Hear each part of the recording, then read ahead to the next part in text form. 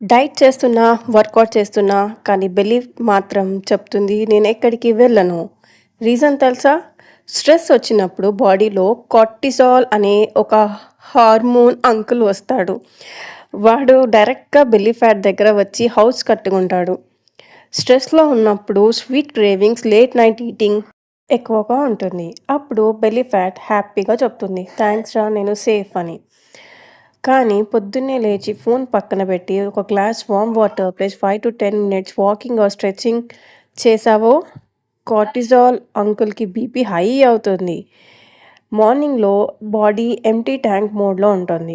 ఈ టైంలో body stretch చేసినా లేదా ఎక్సర్సైజ్ చేసినా బాడీ ఫ్యాట్ బర్నింగ్ హార్మోన్స్‌ని యాక్టివేట్ చేస్తుంది. అప్పుడు బెల్లీ ఫ్యాట్ చెప్తుంది, అయ్యో నేను బర్న్ అయిపోతున్నా. బట్ ఒక్కరోజు చేసి ఆపితే బెల్లీ ఫ్యాట్ మళ్ళీ వస్తుంది. సారీ సార్ లీవ్ క్యాన్సల్ అంటుంది.